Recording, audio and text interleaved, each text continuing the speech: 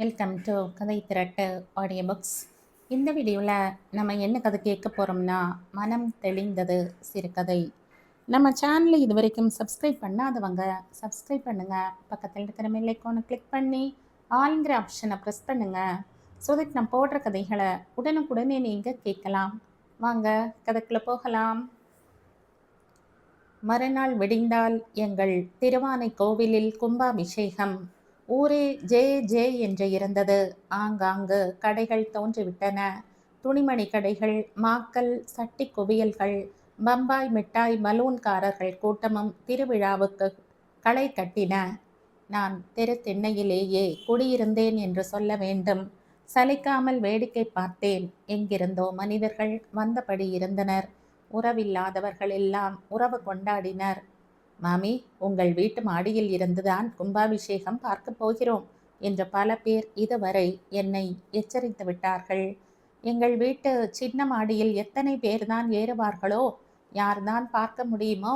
சரி சரி என்ற தலையை ஆட்டி வைத்தேன். கோவிலிலும் கூட்டம் நிக்கரித்தது. அடுப்பில் பாலை வைத்துவிட்டு வந்தது நினைவு வந்ததும் உள்ளே ஓடினேன். நல்ல காலம், பால் பொங்கி வழியவில்லை. என் தூரத்து உறவினளான பாட்டி துவரம்பருப்பு புடைத்து கொண்டிருந்தாள். அவள் என்னிடம் 5 ரூபாய் கடன் வாங்கி இருந்தாள். இன்றைக்கு எனக்கு அது நினைவு வந்து விட்டது. ஏன் பாட்டி, உங்களுக்கு ஊரில் இருந்து ரூபாய் வந்து விட்டதல்லவா என்று வெடுக்கென்று கேட்டேன். பாட்டி நெற்றியை சுருக்கி என்னை பார்த்தாள். பிறகு எனக்கு நேராக பதில் சொல்லாமல், அரிசி என்ன விலை தெரியுமோ? அரைக்கால் படி நெய் வேறு வாங்கினேனா 4 ரூபாய் போச்சு.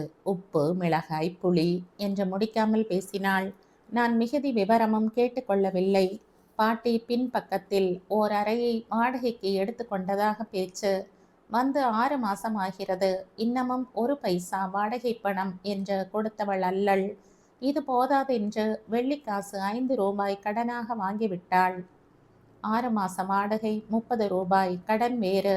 இந்த 35 ரூபாய் இருந்தால் நான் எத்தனையோ செய்வேனே.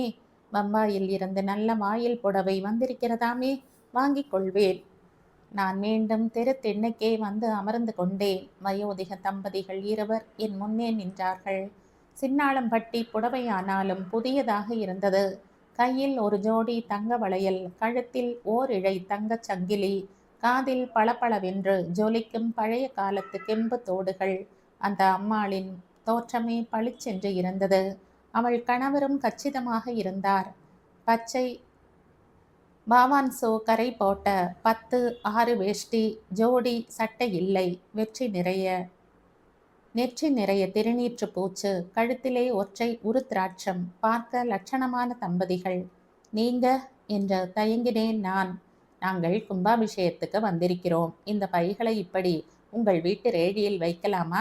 கோவிலுக்கு போய்விட்டு வருகிறோம் என்றாள் அந்த அம்மாள். வையுங்கள், ராத்திரி வெகு நேரம் ஆகிவிட்டால் நான் கதவு திறக்க முடியாது என்று கண்டிப்பாக கூறினேன். இல்லை, அங்க போய் பார்த்து விட்டு வந்து எடுத்துக்கொண்டு போகிறோம். கோவில் அதிகாரிகள் தாம் அழைப்பு அனுப்பினார்கள். அந்த மனிதர்களை பார்த்து தகவல் தெரிவித்துவிட்டு உடனே திரும்பி விடுவோம் என்று பதில் தந்தார் அந்த பெரியவர்.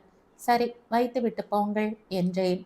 யாரது என்று உள்ளிருந்து குரல் கொடுத்தார் என் கணவர். யாரோ யாத்ரிகர்களாம், சாமான் வைத்துவிட்டு போயிருக்கிறார்கள் என்று சொல்லிக்கொண்டே உள்ளே போனேன். குளிப்பதற்கு வெந்நீர் எடுத்து வை, என் சட்டையில் பித்தானை காணோமே என்றார் என் கணவர். லதா எங்கே ஒழிந்து விட்டாளாம்? 12 வயது ஆகிறது. அப்பாவுக்கு வேண்டியதை செய்யக்கூடாதா? வர வர உங்கள் செல்லத்தில் குட்டி சுவராக போகிறாள் என்று கடிந்தேன். எதற்காக இப்படி சிடு சிடுவென்கிறாய்? லதா படித்து கொண்டிருக்கிறாள், அதனால் தான் உன்னை கேட்டேன். அம்மா, நான் அப்பவே பார்த்தேன். பாய்லருக்கு போட லிக்கோ இல்லை. அப்பாவின் பித்தானை தைத்து தருகிறேன் என்று எனக்கு பதில் தந்துவிட்டு சலுகையோடு தன் தகப்பனாரை பார்த்து, போங்கப்பா, என்கிட்ட கேட்காமல் அம்மாவிடம் கேட்டு எனக்கு திட்டு வாங்கி தருகிறீர்களே என்று கொஞ்சினாள் லதா. உன்னையா திட்டினாள் உங்க அம்மா? என்னையல்லவா திட்டினாள் என்றார் தகப்பன் கண் சிமிட்டிக்கொண்டே. பாட்டி துவரம்பருப்பு டப்பாவை இழுத்து கொண்டே வந்து உக்ரான் அறையின் முன் வாசற்படி மீது தூக்க மாட்டாமல் திணறினாள். இருங்க பாட்டி, நீங்க மழு தூக்குவானேன், விடுங்க என்று என் கணவர் பாட்டியின் உதவிக்கு தாவினார். வீட்டிலே சாமானே காணோம்.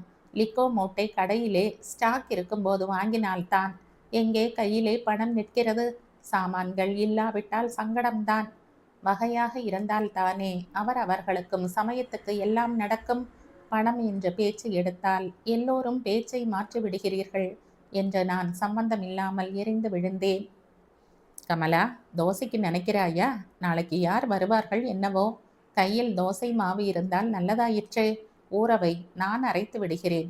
கோயிலுக்கு போய் யாகசாலையை பார்த்துவிட்டு நொடியிலே திரும்பி விடுகிறேன் என்று பாட்டி என் பேச்சு கேட்டதாகவோ புரிந்ததாகவோ காட்டிக்கொள்ளாமல் தன் போக்கில் சொல்லிவிட்டு விடுவிடுவென்று திருப்பக்கம் நடை கட்டினாள். வாங்கின கடனை திரும்ப தரவில்லை, நெய் வாங்க முடிகிறது என்று முணுமுணுத்தேன். அதுவும் தான் பாட்டி காதில் விழவில்லை போலும். நீயும் கோவிலுக்கு போய்விட்டு வாயேன், பூர்ண ஆகூதி சமயமாம், கொஞ்சம் மனசு தெளியுமோ என்னவோ என்றார் என் கணவர். அவர் சகஜமாகத்தான் பேசினாரோ குத்தலாகத்தான் சொன்னாரோ தெரியவில்லை. நான் உண்மையிலேயே கோவிலுக்கு கிளம்பிவிட்டேன். யாசக சாலை கோலாகலமாக இருந்தது.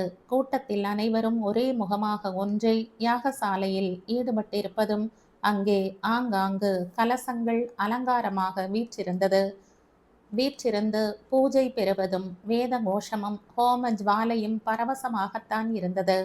நான் வீட்டை மறந்தேன். பாட்டியின் அநியாய புத்தியை மறந்தேன். மெய் மறந்து பூர்ண ஆகூதியை பார்த்தேன். தீபாராதனையை தரிசித்தேன். யாகசாலையை ஒரு முறை வலம் வரலாம் என்ற எண்ணத்துடன் நடந்து கொண்டிருந்த போது ஒரு பக்கமாக வேத பாராயண கோஷ்டி அமர்ந்திருப்பது என் கண்ணில் பட்டது. உடனே அந்த வயோதிக தம்பதிகளின் நினைவு வந்தது. பெரியவர் எங்காவது இருந்து வேதம் ஓதுகிறாரோ என்று பார்த்தேன். எங்கும் காணவில்லை. துளாவி துளாவி பார்த்தும் எங்கும் அந்த அம்மாள் தென்படவில்லை. பாட்டி மட்டும் ஓரமாக உயரமான திட்டின் மீது நின்றிருப்பதை கண்டேன்.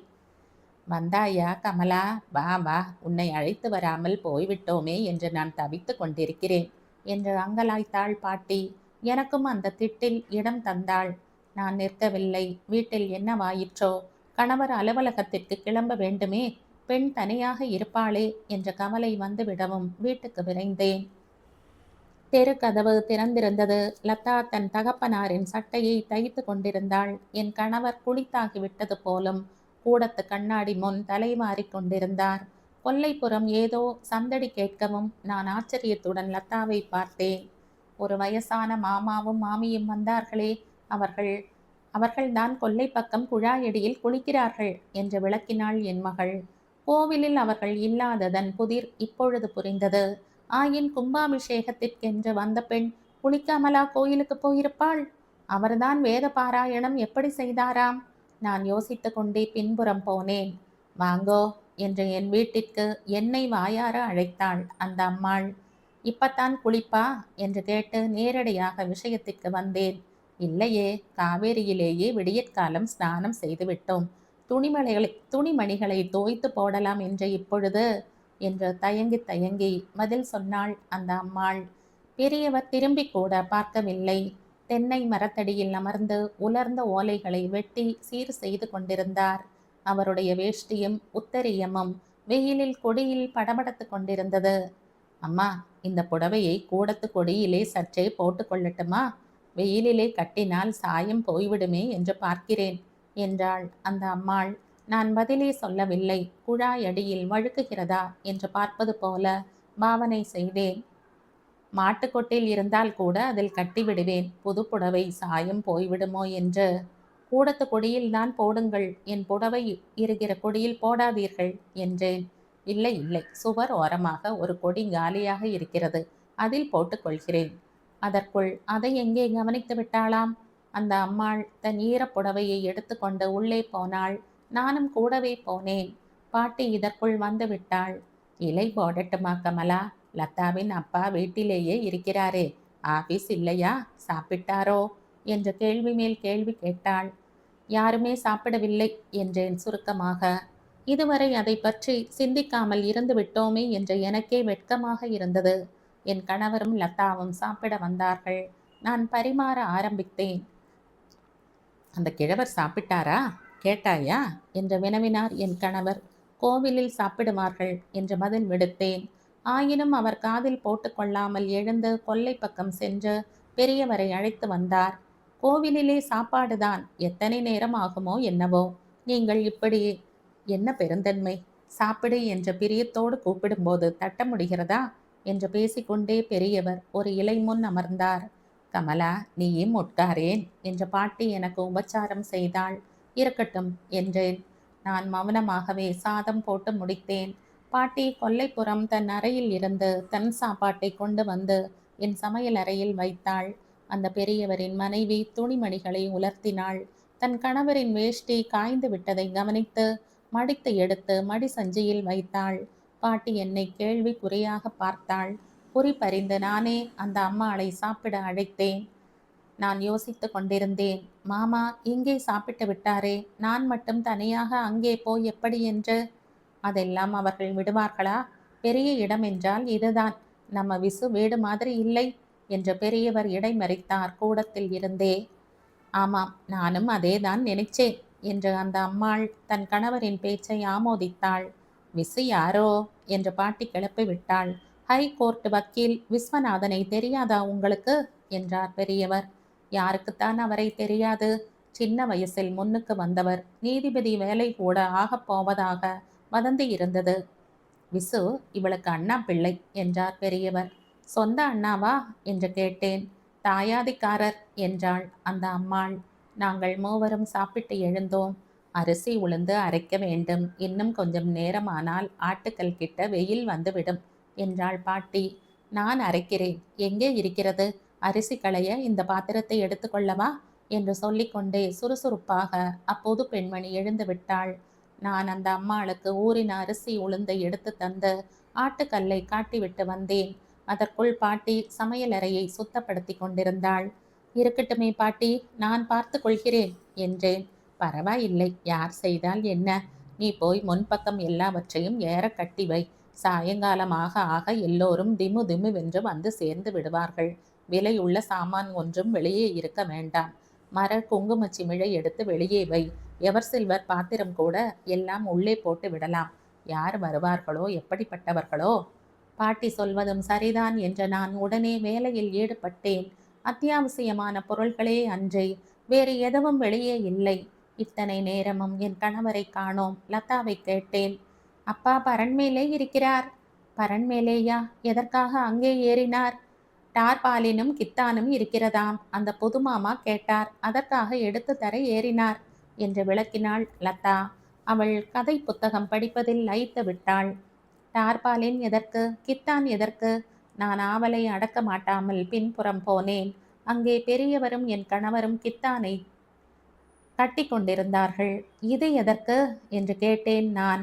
மாடியிலே பந்தல் மாதிரி போட்டு விடுகிறாராம். நாளைக்கு கும்பாபிஷேகம் பார்க்கும்போது வெயிலாக இருக்குமே என்றார் என் கணவர். நான் திருப்தியடைந்து மீண்டும் என் வேலைக்கு போனேன். அம்மா, கொஞ்சம் சில்லறை தருகிறீர்களா?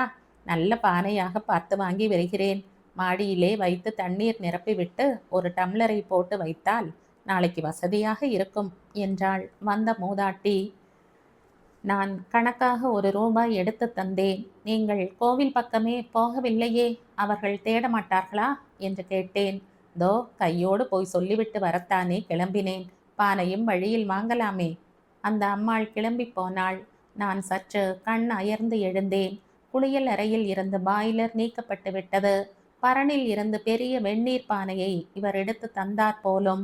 பாட்டி உயிரை பிடித்து கொண்டு தேய்த்து கொண்டிருந்தாள். வந்த பெரியவரையும் என் கணவரையும் காணோம். எங்கே அவர்கள் என்ற பாட்டியை கேட்டேன். மாடியிலே பந்தல் போடுகிறார்களாக்கும்.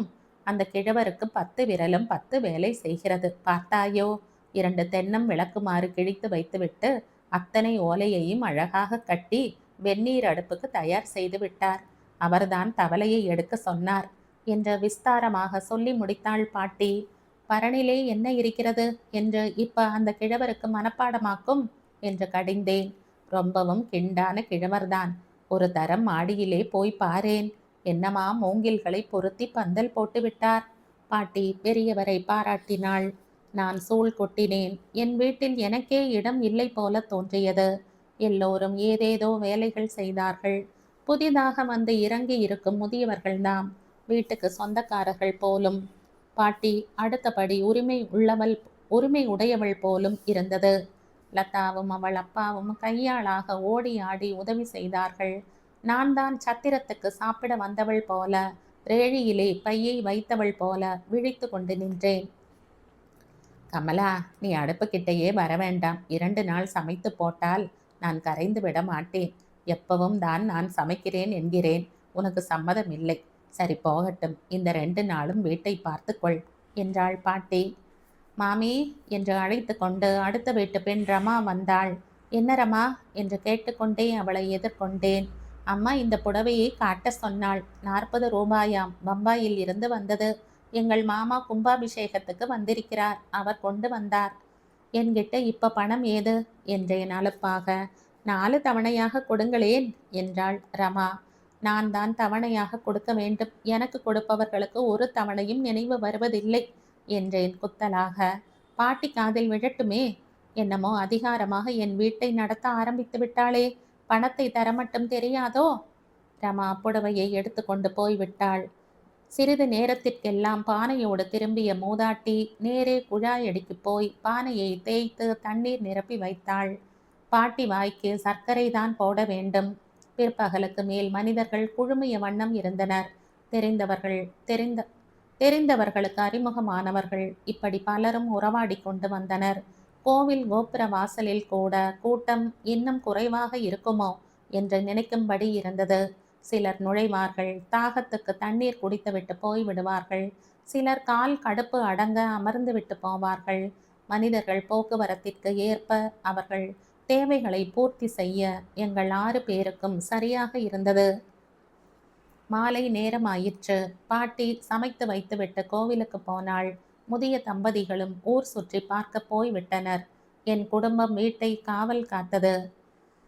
இரவு சாப்பாட்டை முடித்து கொண்டு படுத்து விட்டோம். இரவெல்லாம் ரயிலிலும் பஸ்ஸிலும் வந்து பல பேர் கதவை தட்டினார்கள். கதவை திறக்கவே எனக்கு சரியாகிவிட்டது. புது அம்மாளோ மாடிக்கு குடி தண்ணீர் கொண்டு நிரப்பிய வண்ணம் இருந்தாள். இரவு 2 மணி இருக்கும். என் மாமா பெண் மாலத்தி வந்தாள். கூடத்தில் அப்பொழுதுதான் நாங்கள் படுத்து கண் அயரும் நேரம். வந்ததும் மாலத்தி இம்முதிய தம்பதிகளை கண் கொட்டாமல் பார்த்தாள். நீங்கள் தானே போன வருஷம் திருவண்ணாமலை தீபத்துக்கு வந்தவர்கள் என்று கடுமையாக கேட்டாள். அது வேறு யாராவது இருக்கும் என்றார் பெரியவர்.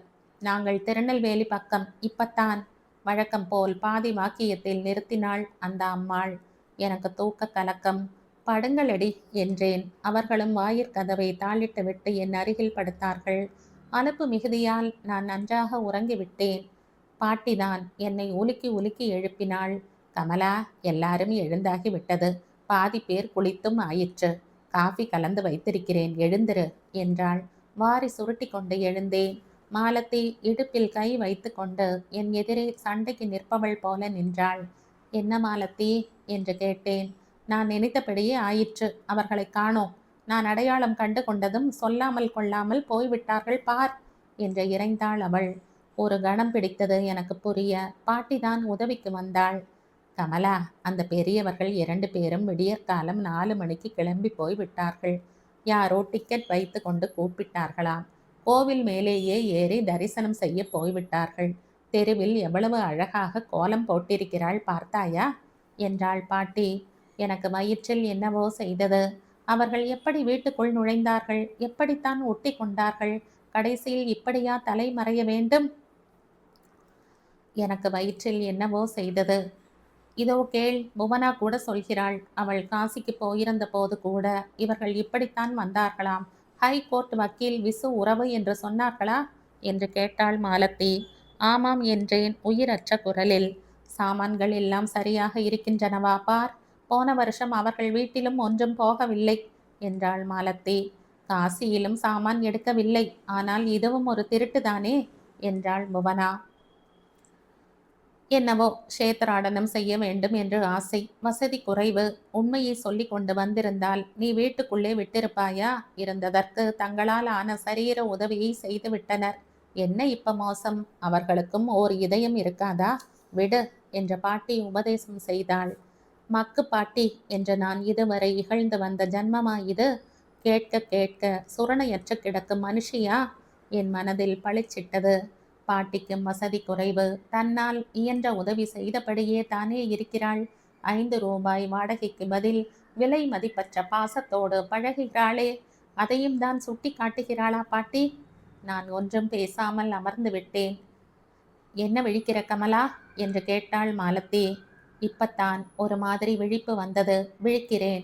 தாயுமான சுவாமி கூட இந்த ரகசியத்தை உணர்ந்து தானே தாயின் உருக்கொண்டு போனார். வேறு எந்த உருவில் போய் அபயம் அளித்தாலும் உள்ளே சேர்ந்திருப்பார்களா என்றேன். அவர்களுக்கு என் பேச்சு புரியவில்லை. மாலத்தி உதட்டை முறுக்கி கொண்டு போய்விட்டாள். புவனாவும் அவளை தொடர்ந்தாள்.